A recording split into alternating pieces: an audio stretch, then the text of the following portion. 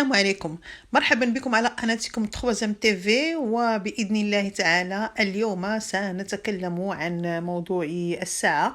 إذا تأخرت ما حطيتش لكم الفيديو في الوقت المناسب، ولكن عندي عذر يعني كنستجمع جميع المعطيات باش نعطيكم دائما الموضوع يعني شامل من جميع النواحي.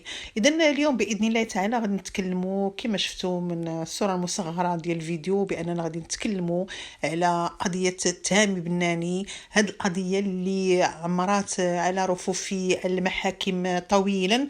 إذا قبل ما نبداو في الفيديو ما تنساوش الاشتراك في القناة ووضع تعليقاتكم والإعجاب ديالكم إذا أعجبكم الفيديو، لأنني أنا إذا كنت مستمرة في هذه القناة يعني بفضل الله تعالى ثم بالتشجيعات ديالكم والناس اللي كيدعموني سواء من قريب أو بعيد كنوجه لهم ألف شكر.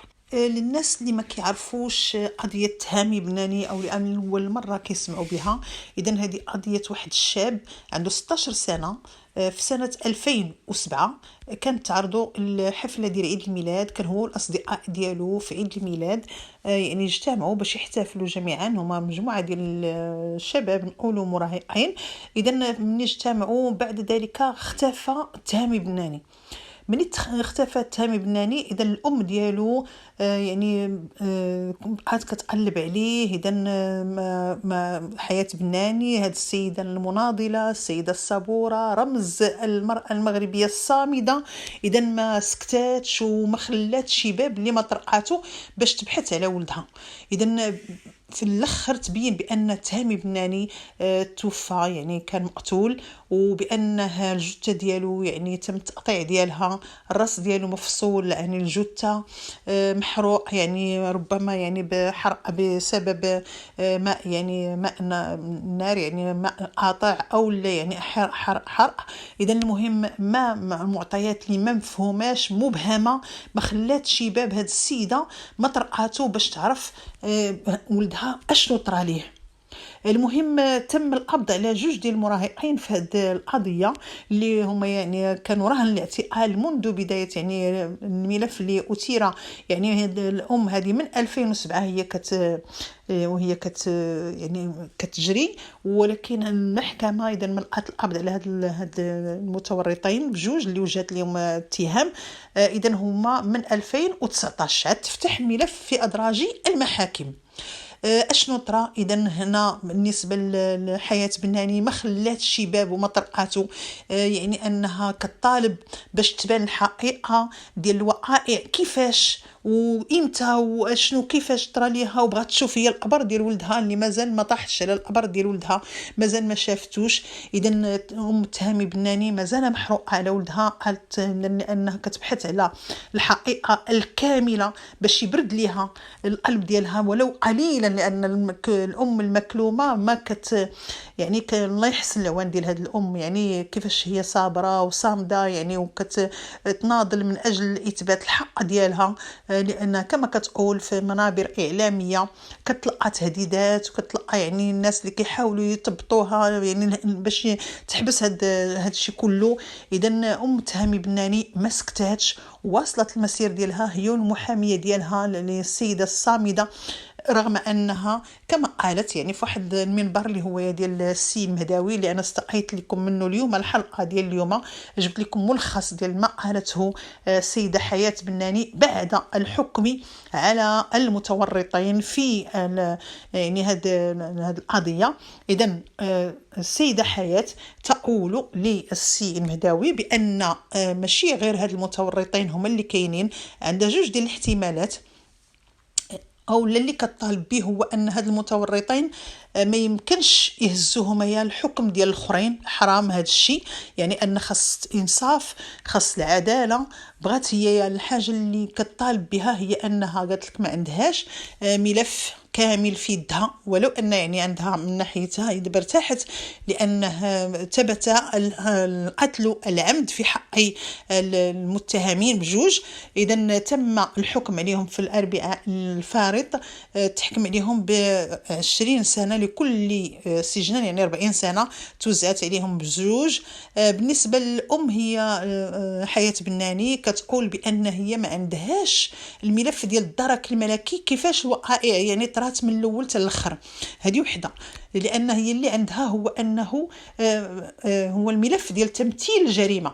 اذا قالت كيف يعقل ان تمثل الجريمه وما يكونش عند الدرك الملكي وقائع ضبط الجريمه، يعني كيفاش وحيثيات الملف الاولى. اذا هذه وحده، وكتقول بان توجه يعني ايادي خفيه كتلعب بالملف. الناس اللي زوروا يعني المحاضر والناس اللي خباو المحاضر سنوات، يعني انها كطالب بهاد الناس هادو هما اللي خصهم يبانوا هما الفاعلين الحقيقيين في هذا الملف، يعني انه ملف فساد بمعنى الكلمه كما كتقول يعني السيده حياه بناني. ما سماتش الاشخاص المتهمين اللي هما يضبطوا اللي هما راهن الاعتقال حتى هي القبض عليهم. اذا بالنسبه للسيده حياه بناني ايضا تقول ان الطبيبة الشرعية كتقول بأنها غسلات الملابس ديال تهامي بناني.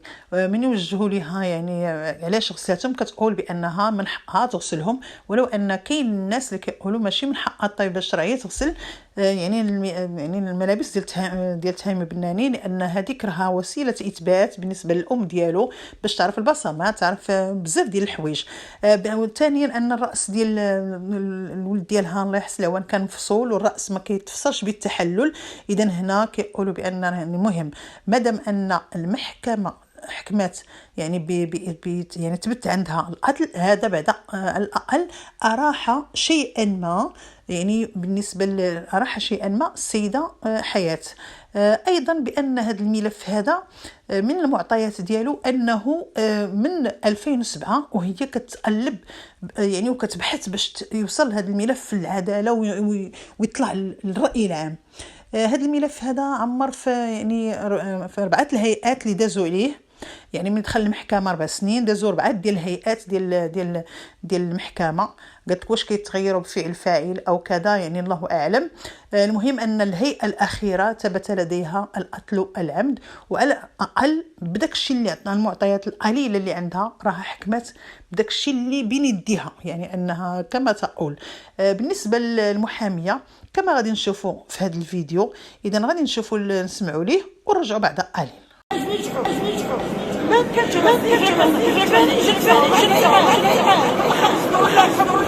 المحكمة قررت إدانة المتهمين ب20 سنة من أجل القتل العمد.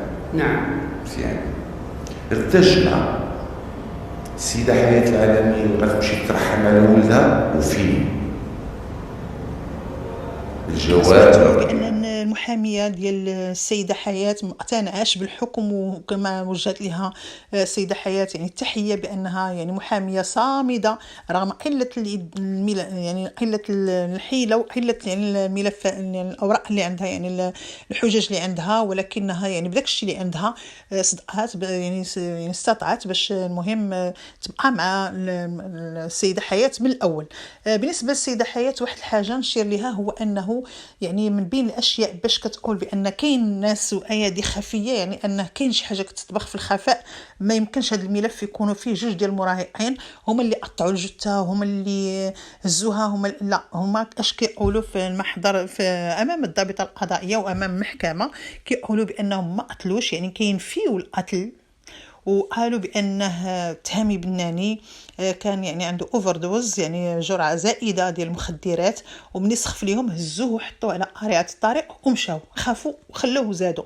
يعني الملف فيه بزاف ديال الغموض. الوالده ديال تهامي بناني كتقول بان راه ما كاينش يعني كاين يعني بداكشي عندها حجج بان ولدها ما كانش تحت تاثير مخدر. كاينه واحد الصديقه ديال تهامي بناني حسب قول الوالده ديال تهامي بناني للسيد الحمداوي، قالت بانه الصديقه ديال تهامي بناني وحده قالت لها خالتي ولدك راه قتلوه وداو حرقوه ولاحوه في البحر. ولكن هاد الصديقه هذه في اليوم ديال المحكمه في المحكمه يعني هاد الشاهده نفات نفيا باتا انها قالت للسيده حياه هاد الشيء، في حين ان السيده حياه نهار اللي قالت لها هاد الصديقه بان الدراري قتلوا تهامي ودوه لاحوه في البحر، ان كانت هناك شاهده اخرى اللي هي صديقه ديال السيده حياه، وهاد السيده بقى متشبته رغم ان التهديدات اللي كتلقاها رغم كل شيء بانها متشبته بالاقوال ديالها وبانها شهدات بان فعلا هاد الصديقه راها قالت لها هاد الكلام، يعني بقى كتشهد بنفس داكشي اللي سمعت.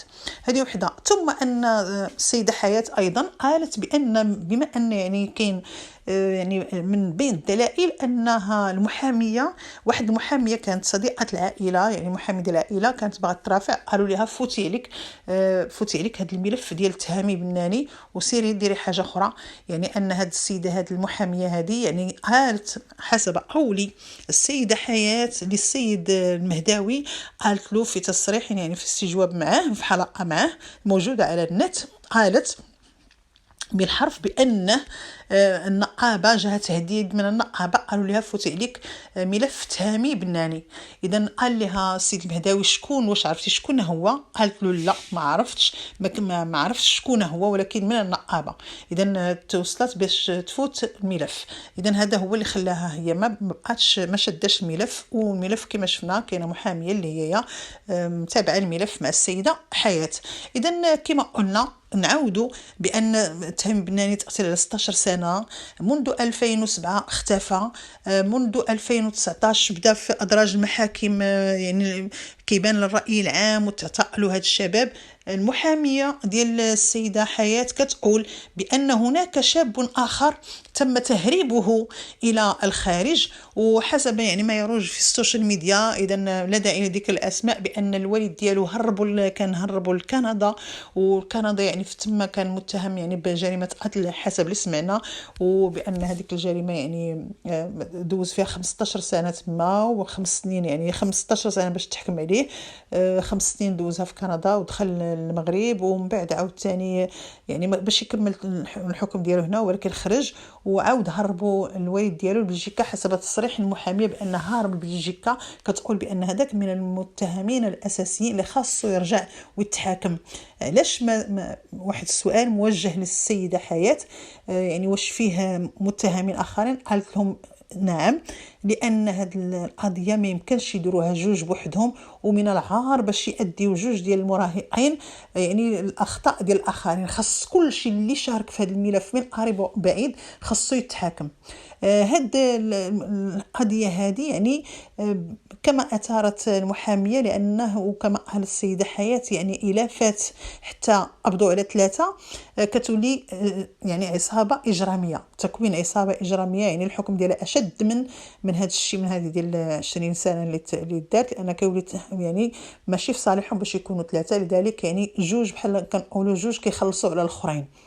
إذا المهم ملف مازال متشابك، ملف مازال ما بان، دم تهامي بناني باقي والروح عزيزة عند الله. مازال كنتظروا الجديد اللي أتلج الصدر ديال الناس والرأي العام، هو أن السيدة حياة مازال ما مفكاش، ومازال غادي تتابع في الاستئناف، وكتقول بان عندها حجج اخرى، عندها معطيات اخرى غادي تجبدها للراي العام، وغادي تجبدها في الوقت ديالها المناسب.